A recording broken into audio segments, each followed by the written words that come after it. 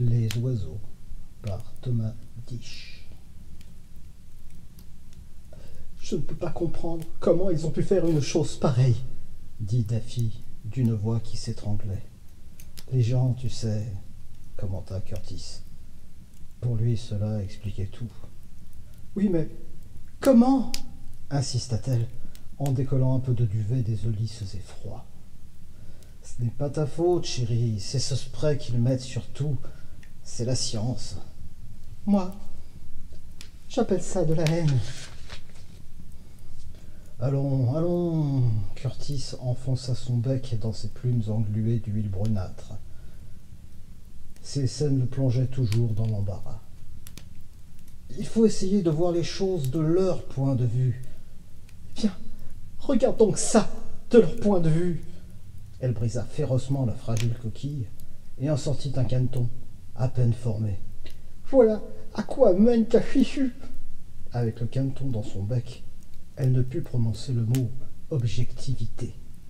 Alarmé, Curtis déploya les ailes et s'éleva à une faible hauteur. Les plumes huilées ne permettaient pas un vol prolongé. Il se posa quelques mètres plus loin sur la surface lisse de la mare. Daffy laissa tomber le petit être sans vie dans le nid. Elle touchait le fond du désespoir. Tout ce qu'elle avait fait, tout ce qu'elle avait jamais fait, tous les instincts qui l'avaient poussée, le moindre duvet qu'elle avait arraché à sa maigre poitrine, avait fini par aboutir à ceci. Tandis que sa femme broyait du noir sur la rive, Curtis plongea au fond de la mare, dans l'espoir de trouver quelque chose de comestible dans l'amas de détritus non biodégradable. Il travaillait avec une farouche détermination et finit par découvrir une algue d'une bonne 50aine de centimètres de long. Tout fier et couvert de boue, il alla, en se dandinant, la déposer aux pattes de sa femme. Elle en avala goulûment la moitié, puis, avec un haut le cœur, recracha la bouillie noirâtre. « Oh, ça a un goût de... » dit-elle, utilisant un terme que l'on ne peut pas décemment imprimer. Curtis goûta l'algue du bout du bec. « Oh, si seulement c'était le cas, » dit-il en plaisantant. Daffy éclata de rire. « Force-toi à manger un peu, » l'encouragea Curtis, prenant son ton raisonnable qui avait le don de mettre Daffy hors d'elle. « Il faut préserver tes forces. »« Ah oui? Et pourquoi faire? »« Tu m'aimes ?» Daffy détourna la tête et l'enfonça presque entièrement sous son aile gauche. « Alors, tu m'aimes? »« Oui, et bien voilà pourquoi. Tant qu'on s'aime, tout n'est pas perdu. » La première réaction de Daffy fut d'en douter. L'amour. Tout son être n'était qu'instinct et amour. Mais pas pour Curtis, seulement pour ces pauvres petites créatures sans vie dans le nid. Mais son mari ne pouvait pas comprendre cela, et elle n'y tenait peut-être pas tellement. Étouffant ses protestations, elle se pencha en avant pour manger l'algue noirâtre et à demi décomposée. C'était l'automne. Les feuilles qui avaient survécu à l'été étaient depuis longtemps tombées des arbres. La multitude d'insectes d'hiver dont il s'était nourri tout au long d'août et de septembre avait disparu aussi soudainement qu'elle avait fait son apparition. Le fond de la mare n'était plus jonché que de plastique et d'aluminium. Ils savaient ce qu'ils devaient faire. Le besoin de voler leur démangeait les muscles des ailes et de la poitrine, aussi fort que la pulsion sexuelle, et pourtant, une étrange répugnance les faisait s'attarder au bord de cette mare sans vie. Une sorte d'instinct contre nature s'opposait à celui qui les faisait s'élever dans les airs, les forçant chaque fois à regagner, tout désorienté, la surface aquatique encore troublée par leur envol. Curtis avançait un certain nombre de théories pour expliquer ce comportement aberrant. Un syndrome de panique, une altération génétique, leur régime inadéquat, une déviance des pôles magnétiques, Mais la logique était vaine face à ce qu'ils ressentaient dès qu'ils avaient atteint une certaine altitude, face à cette terreur absolue contre laquelle ils ne pouvaient rien. « Nous ne pouvons pas rester ici !» protestait Daffy, dont la seule argumentation consistait à répéter un fait incontroversible. « Je t'assure, nous ne pouvons pas !» Comme si je ne savais pas. Il va se passer quelque chose de terrible. Ça aussi, je le sais. Mais moi, je le sens. Oh, ça me glace les os. Daffy, j'essaie de réfléchir. Réfléchir, ça fait des semaines que tu ne fais que ça. Et où en sommes-nous? Regarde ces arbres, touche cette eau. Elle est comme de la glace. Je sais. Demain, il faut se décider. Oui, il le faut. C'est ce qu'on dit tous les soirs, Daffy. Et chaque matin, c'est la même chose. Cette même frousse.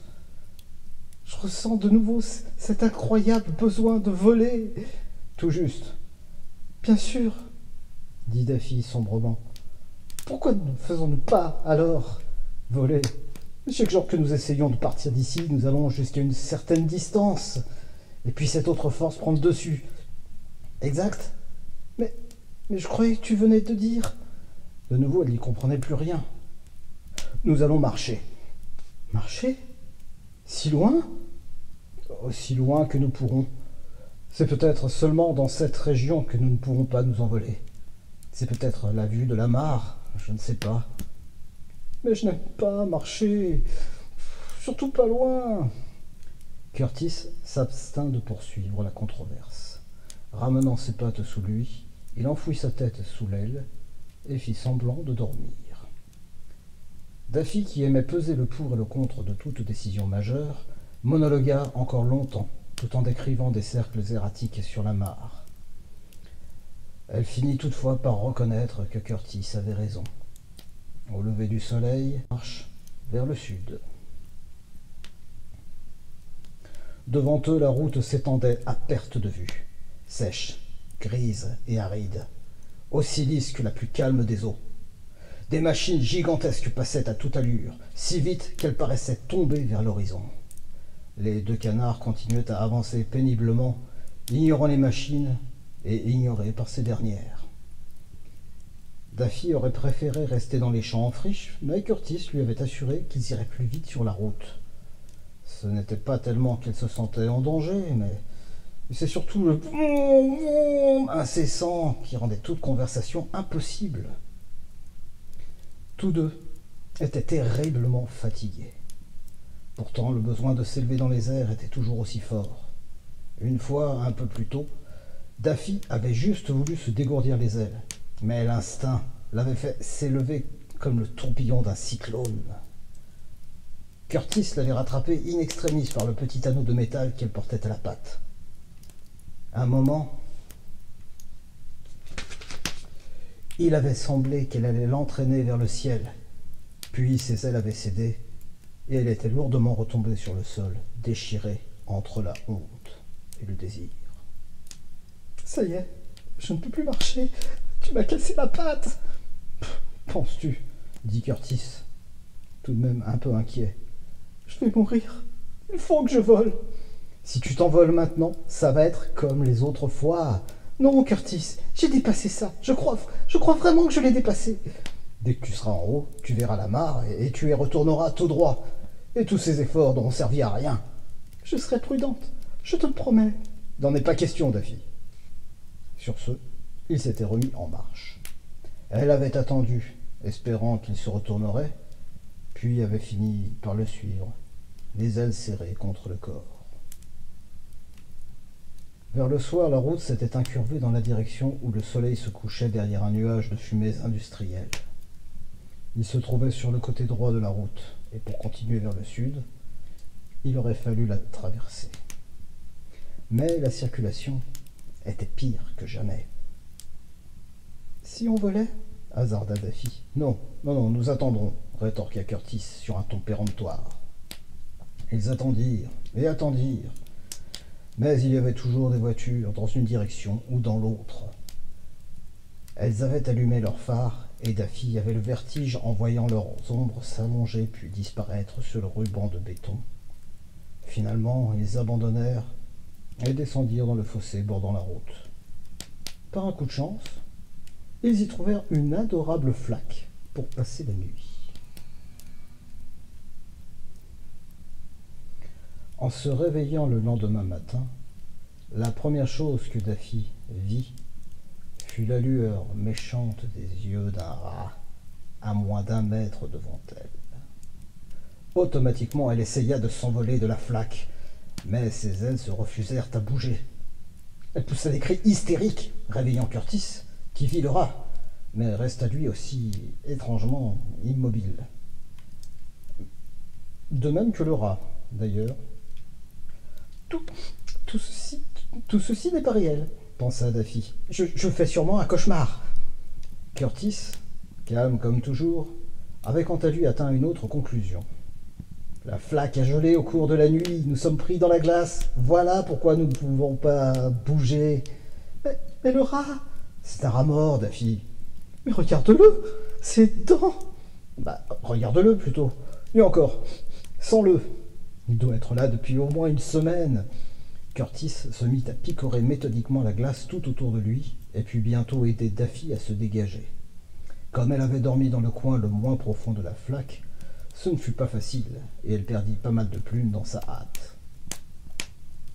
Sur toute la longueur du fossé, il y avait des rats à divers stades de décomposition, ainsi que 2 belettes mortes et un hibou à moitié dévoré.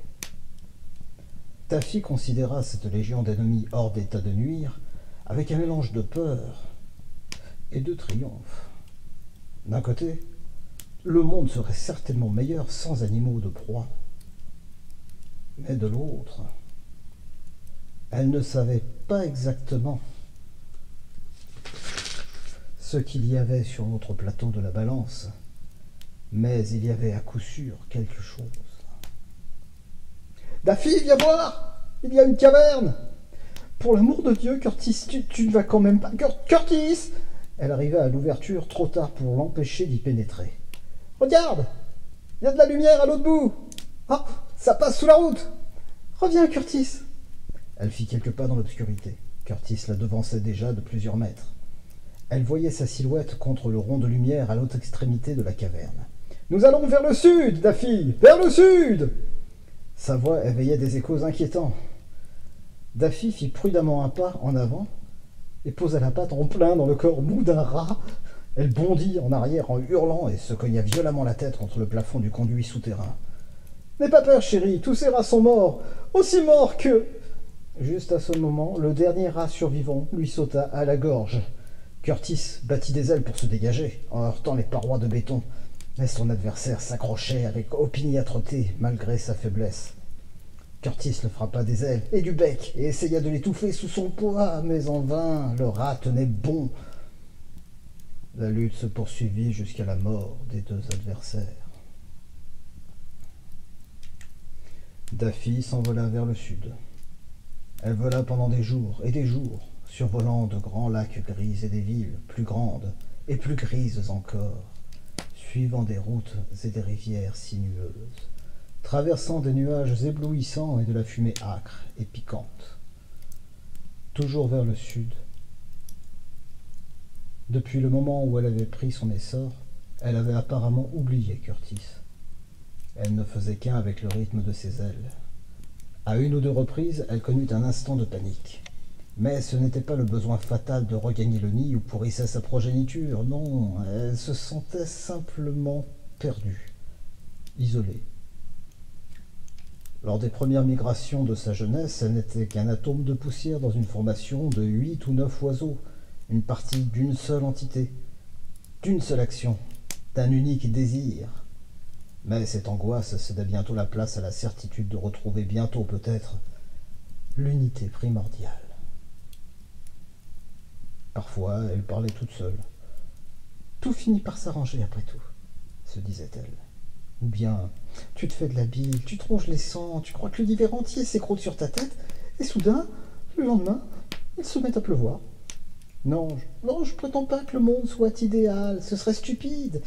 Il suffit de regarder autour de soi pour voir, enfin, un tas de choses. Mais si on tient le coup et si on s'efforce de faire de son mieux ce qu'on est obligé de faire, tout finit par s'arranger. Elle continua inlassablement à voler, et en un rien de temps, bien qu'elle fût plus fatiguée qu'elle ne voulait se l'avouer, elle atteignit l'océan. Son moral était au plus haut, ce n'était plus loin maintenant, tout au plus une journée de vol. Pourtant, tandis qu'elle survolait l'étendue salée, un événement étrange se produisit. Au début, elle crut que c'était simplement de la fatigue. Ses ailes battaient l'air, mais c'était en vain. On aurait dit que la nature même de l'atmosphère avait changé. Elle perdit aussi le sens de l'orientation et dut faire un grand crochet sur sa droite, puis sur sa gauche, afin de retrouver une bonne perception du sud. Il lui semblait aussi entendre le tonnerre, bien que le ciel fût sans un nuage.